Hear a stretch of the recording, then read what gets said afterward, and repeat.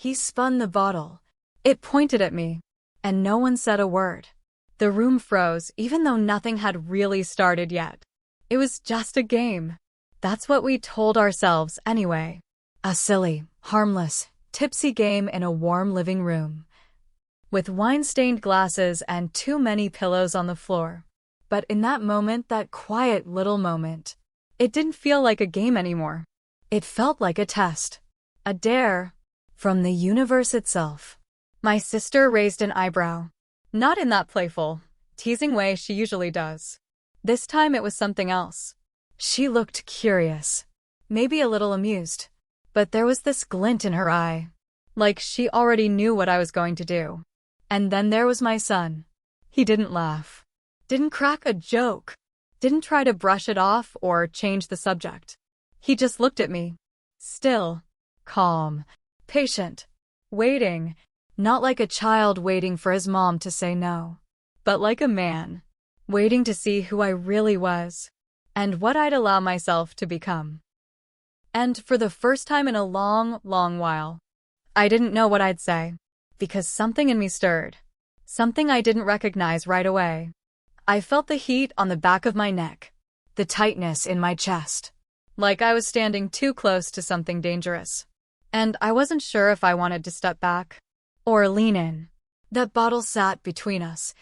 Innocent and unforgiving. It was just a piece of glass. But suddenly it felt like a confession. And everyone was watching. But no one said a word. This wasn't how I imagined our night would go. It was supposed to be light easy. A little fun before bedtime. A few laughs, maybe a silly memory or two. But now it felt like the beginning of something. Unwritten, unspoken, unraveled. And somewhere deep inside me, beneath the layers of mom and sister and hostess and wife, something else had started to wake up. Something I hadn't felt in years. Desire. Not for someone specific, but for something more. For the permission to feel alive again, even if just for a moment. And I think they all felt it too, in their own quiet way. Each of us carrying some kind of need we didn't dare name. But the bottle had named it for us. And it was pointing straight at me. So I did what anyone would do in that moment. I breathed in. I held it. And I asked myself, what happens if I don't say no this time? Before I tell you what happened next, breathe with me. Like. Subscribe. This is Olivia Touching Tales. The fire crackled in the corner. Low. Steady. The kind of sound that wraps itself around you like a soft wool blanket. One candle flickered on the coffee table. Another by the mantel. Each flame casting long shadows that danced across the walls, painting us in amber and mystery. The bottle of red wine had already been opened. I could still hear the sound in my mind. That slow, satisfying glug as it filled the glass. And then another. And another. The room smelled like cinnamon and dusk. Like something sweet had just been pulled from the oven. Like warm spice and fading light. We were all gathered on the floor. The couch behind us untouched, too far, too formal. We wanted closeness. Cushions scattered in no particular pattern. Soft throws draped over knees. Toes grazing carpet. Bodies settling in slowly, like we meant to stay there for hours. There was no rush. Just the ticking of a wall clock. The occasional pop of the firewood. And a kind of hum that only exists when people are comfortable enough to let their guards down. But still not sure where the night might take them. My sister was in rare form. Teasing, glowing, her eyes brighter than the candlelight. She always knew how to command a room without trying. How to let her laughter spill over everyone else's words and make them feel like music. But that night, she wasn't just performing. She was feeling something. And it showed in the way she sat just a little closer than usual. The way her fingers lingered when she passed the wine. The way her gaze would land on me, then drift, then return, a little heavier each time. He was quieter, not withdrawn, just watching, always watching, like he could feel a shift in the air, but didn't want to name it too soon. And before I even noticed it, I felt it. That soft, thick charge in the space between glances. That subtle attention. Not loud, not obvious, but real. Like my skin was aware of their eyes before my mind caught up. I reached for the popcorn. Just a reflex. And as I passed it to my sister, our fingers touched. Barely, but enough. And instead of pulling back, she let it stay there. Just for a beat. Long enough to register. Long enough to wonder. I looked down at the bowl and realized I was holding my breath. I told myself it was nothing. Just wine. Just nerves. Just imagination. But then it happened again. This time with him. He reached across me slowly to pick up a card from the stack, and his forearm brushed against mine. Warm. Firm. Intentional? It could have been accidental. But it didn't feel like it. It felt deliberate. Like a question. I didn't move. And he didn't apologize. We started the game to break the tension. To give our hands something to do. To give our feelings somewhere else to go. Truth or dare. Safe enough. Until it wasn't.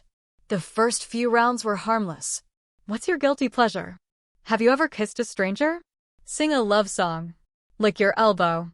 Shot of wine if you pass. Laughter. Warmth. Ease. But underneath it, something was building. Questions got braver. Dares got slower. Touch got easier. My sister dared me to whisper a secret in his ear. I laughed it off at first. But she held her stare. And I felt the weight of her challenge. Not mean. Not cruel. Just intrigued. So I leaned in. Close enough to smell the cedar on his skin. Close enough to feel his breath tighten as I neared. And I whispered something silly. Something safe. But the space between us? That wasn't safe. That space felt like a thin piece of glass between two storms. And he didn't move away when I pulled back. My heart was beating faster than it should have been. I could hear it in my ears. Like the echo of something about to happen. And then the bottle was brought out. A joke, really. A callback to teenage nights and sleepovers. But the moment it hit the center of the floor, we all knew it wasn't a joke anymore. It spun. And landed. On me. And everything got quiet. The fire. The laughter. The room. All of it softened. Into this strange, suspended calm. My sister smiled barely. He didn't smile at all. He just looked at me. Waiting. And in that silence, I realized something. They weren't waiting to see if I'd play. They were waiting to see if I'd admit that I wanted to. That some part of me, some quiet, buried, aching part, was ready to stop pretending. Ready to feel something real. Something dangerous. Something more. So I reached for the bottle. Fingers trembling slightly. Not from fear. From aliveness. I touched it. Held it still. And looked up. No one said a word. But everything was loud. The thump of my heartbeat. The warmth of the room pressing into my skin. The glimmer of curiosity in her eyes. The heat behind his. And, for the first time in years, I felt like the most seen woman in the room. No longer invisible. No longer tired. No longer safe. And I didn't want to be. Not tonight. Not anymore. I wasn't lonely. Not really. I had love. I had family. There was laughter in the house. There were birthdays. Inside jokes. Group texts that lit up my phone. And Sunday dinners that smelled like home. But there was something else. Something that curled up inside me when the house went quiet.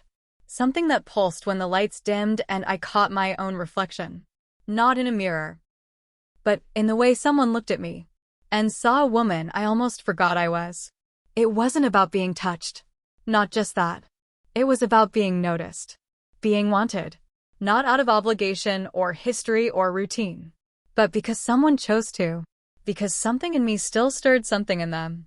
And lately, he'd been looking at me like that.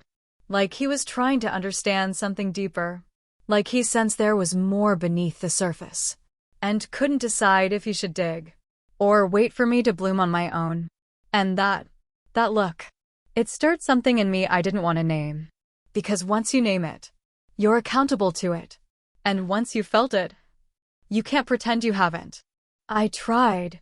God, I tried to unsee it, to unfeel it. But the way his eyes would land on mine when my sister wasn't looking, not lustful, not crude, just present.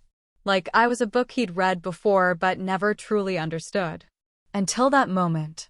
And her? My sister?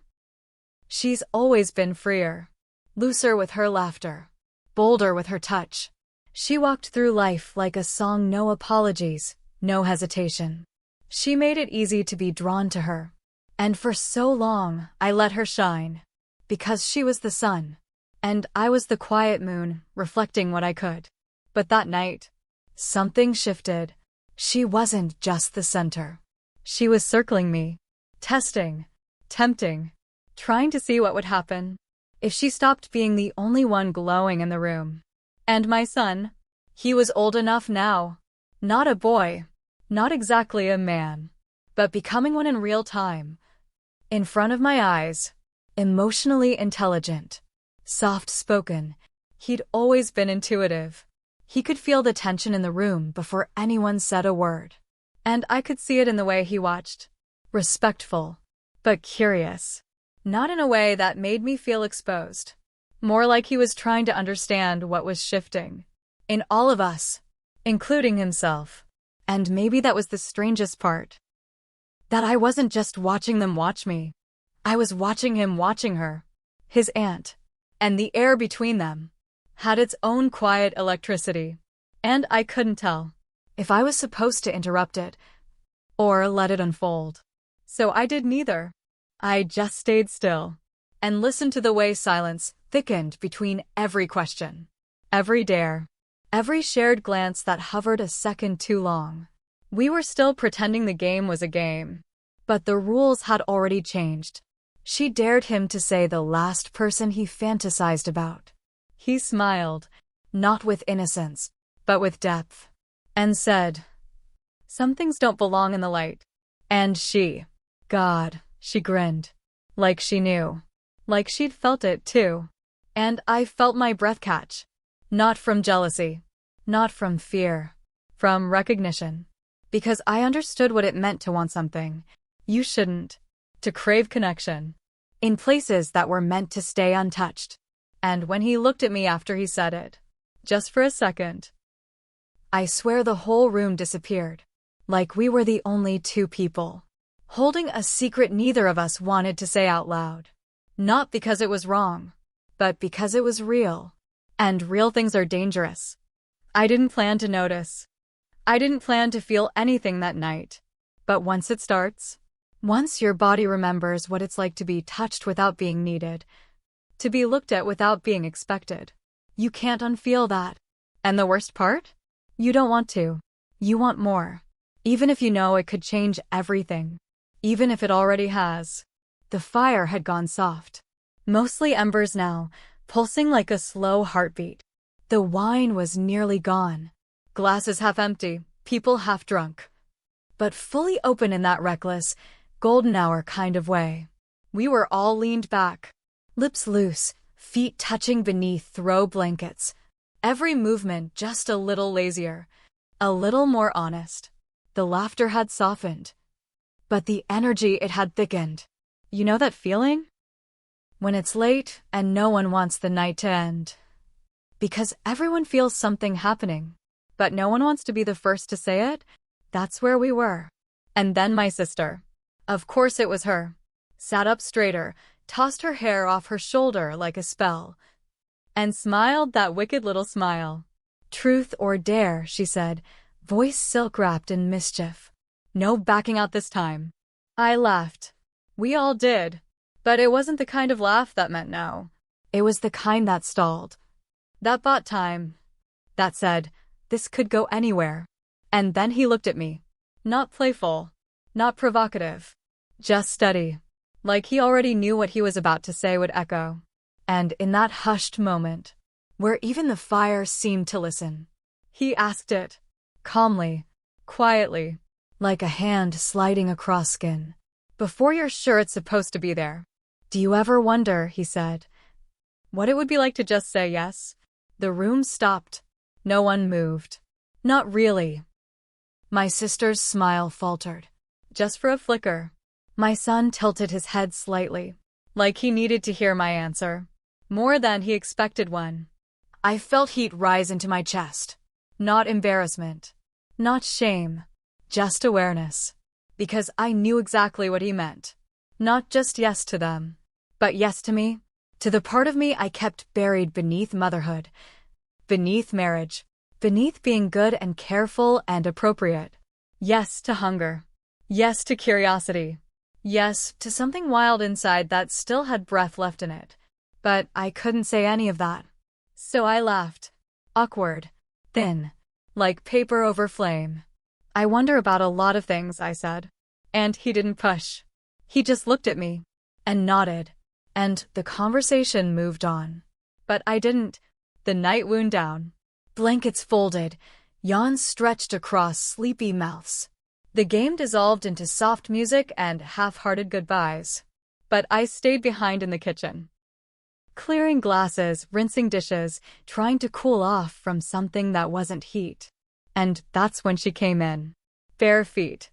Eyes still bright. Voice lowered like she was stepping into my dream. She leaned against the counter. Too close not to notice. And said, "We can stop if it's too much for you." I didn't answer right away. Because I was still caught in the way her words touched something sharp and aching. Not cruel. Not taunting. Tender. Like she knew. Like she saw me. The part of me I thought only I felt. I could have said yes. I could have said, "Please stop." I could have blamed the wine. Blamed the mood. Blamed them for seeing what I tried so hard to hide. But instead, I looked at her. Right into her. And I asked, "What if it's not too much?" She didn't blink. Didn't move. So I kept going. My voice shaking, but steady enough to speak the truth. What if it's exactly what I need? To finally feel real again. Her lips parted. Not to speak. Just to breathe. And in that breath, I felt the ground tilt. The past slip away. The night bloom into something new. Something terrifying. Something alive. The next night we did it again. Game night. Same living room. Same wine. Same playlist still floating from the speakers like nothing had shifted. Except everything had. And maybe that's what made it all feel so surreal. How normal everyone acted. How perfectly, achingly normal. He helped carry in the snacks like he always did. She poured the wine with a smile just shy of something secret. And my son? He sat across from me, legs stretched out under the coffee table, gaze soft but unreadable. And me? I kept rearranging the pillows. Pretending I was fine. Pretending my heart wasn't beating like it had never done this before. Because it hadn't. Not like this. We settled in again, like any other evening. Overstuffed cushions. Too many throw blankets. Candlelight flickering off skin and glass and shadows. And then just like before, the bottle was spun. Just a game. Always just a game. But it slowed, circled once more, and landed again. On me. Silence. Breathless and strange. No laughter this time. No teasing. Just a pause. A waiting. My sister leaned forward, glass in hand, voice soft but clear. Like she was delivering something delicate. "Okay," she said, lips curling into something unreadable. "Dare." I nodded. Couldn't speak. Didn't trust my own voice. She didn't blink. "I dare you to kiss him." Her tone was casual. Too casual. Like she was asking me to pass the popcorn. "Just a kiss," she added, like that made it simple. If that's all. No one moved. No one breathed, really. And him? He didn't smile. Didn't shift. He just looked at me. Steady. Still. Waiting. Not demanding. Not assuming. Just there. He didn't lean in. He didn't reach for me. He waited for me to decide. And I did. I crossed the space between us. Slowly. Carefully. like walking through fog towards something I dreamed of but never touched. My fingers brushed his knee. Maybe for balance, maybe for courage. I couldn't tell anymore. Everything was electric.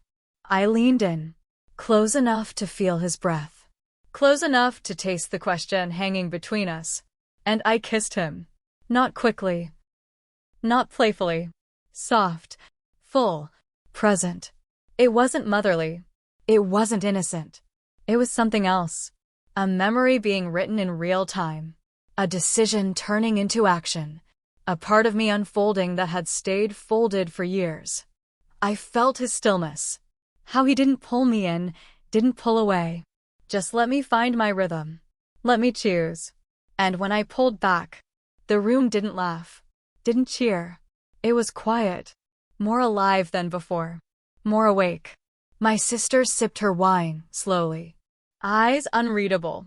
Mouth tight at the corners like she'd seen something inevitable. My son, he just looked down. Not ashamed. Not upset. Just aware. And that's when I knew. There was no going back. Not because of the kiss itself, but because of what it unlocked in me. The way my skin still tingled. The way my lips still held the shape of him. The way I didn't feel guilty, just open. It was never just a kiss. It was a key. And the door had opened. And once something opens like that, you either walk through it, or you spend the rest of your life wondering what was on the other side. The night after the kiss, things shifted, but not in the way I expected. It started small. A slow touch on my hand, just a brush, soft as the flicker of candlelight. That touch said more than words ever could. My breath caught. A nervous laugh escaped, shaky and unsure. But it was honest. My sister, always the bolder one, smiled gently. She didn't push. She just guided me like a lighthouse steadying a lost ship into letting go. I thought I'd crumble. I thought my walls, built brick by brick over years, would come tumbling down. But they didn't. Instead, I opened slowly, hesitantly, like a flower unfolding at dawn. I felt the warmth of skin on skin, the safety in shared breath, the quiet understanding in a look held too long. I wasn't alone in this moment, and that made all the difference. Then, it was him, my son, who stepped closer. Not as a boy anymore. Not as the kid I'd watched grow, but as a man, quiet, reverent, searching. He looked at me differently, like he saw me not just as his mother, but as a woman alive, complex, vulnerable. And he honored that. There was no rush, no judgment, just stillness. Eye contact deep and unblinking. The world around us blurred until all that remained was the two of us, caught in a fragile bubble of unspoken truths. His touch was gentle, deliberate, a question and an answer all at once. It stirred something I'd tried to bury deep inside. A longing that wasn't shame, but hunger for connection. For being seen. Truly seen. Then she took control, my sister. Her voice low and steady, a soft command in the quiet room. She whispered to both of us, leading, directing, shaping the energy that had grown wild and raw. I was no longer the one holding the reins. I was passive, surrendered, allowing myself to be carried by her confidence, her clarity, her fearless desire. It was unsettling and exhilarating all at once. Her presence filled the space, sharp, intense, focused. And in that focus, I found a strange kind of freedom. To let go, to trust, to be held without questions. The air shifted again. Both of them, my sister and my son, closed in. Not in a way that was chaotic or reckless, but deliberate, measured. They spoke without speaking, language written in breathless anticipation, in the warmth of skin pressed close, in the way the shadows moved with us. I was between them, anchored and pulled apart at once. Like the calm eye of a storm, torn between safety and surrender, between knowing and losing myself. Their hands, their breaths, their eyes, everything blurred into a symphony of sensation I wasn't ready to name. But I felt it deep in my bones, the push and pull of desire and devotion. I was both lost and found, and then immersion. Laughter bubbling up, raw and freeing. Tears spilling quietly, unashamed. Release flooding every part of me, shaking loose years of restraint. Each of them brought something different: soft strength, hungry curiosity, warm command.